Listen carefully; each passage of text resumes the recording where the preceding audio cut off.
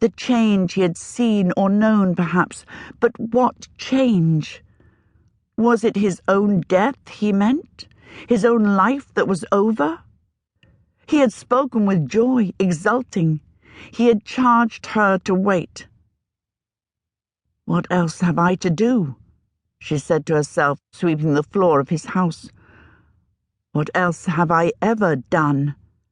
And speaking to her memory of him, "Shall I wait here? In your house?" "Yes," said Ihal the Silent, silently smiling. So she swept out the house, and cleaned the hearth, and aired the mattresses. She threw out some chipped crockery and a leaky pan, but she handled them gently.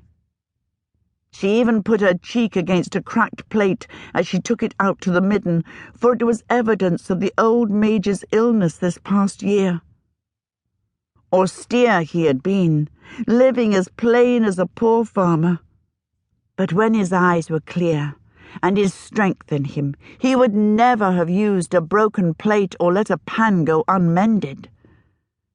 These signs of his weakness grieved her, making her wish she had been with him to look after him.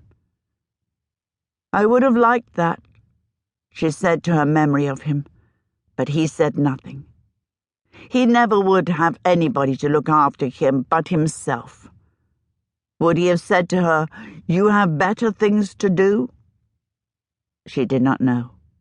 He was silent. But that she did right to stay here in his house now, she was certain. Shandy and her old husband Clearbrook, who had been at the farm in Middle Valley longer than she herself had, would look after the flocks and the orchard. The other couple on the farm, Tiff and Sis, would get the field crops in. The rest would have to take care of itself for a while. Her raspberry canes would be picked by the neighborhood children. That was too bad. She loved raspberries. Up here on the Overfell, with the sea wind always blowing, it was too cold to grow raspberries. But Ogion's little old peach tree in the sheltered nook of the house wall facing south bore 18 peaches, and Theru watched them like a mousing cat till the day she came in and said in her hoarse, unclear voice, "2 of the peaches are all red and yellow." "Ah," said Tenar.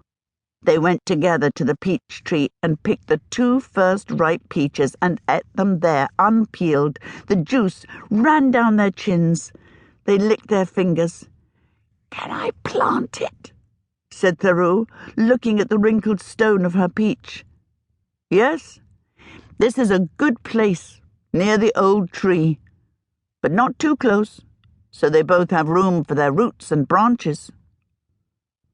The child chose a place and dug the tiny grave. She laid the stone in it and covered it over. Tenar watched her. In the few days they had been living here, Theru had changed, she thought. She was still unresponsive, without anger, without joy.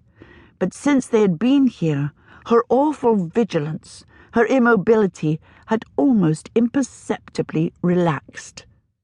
She had desired the peaches. She had thought of planting the stone, of increasing the number of peaches in the world.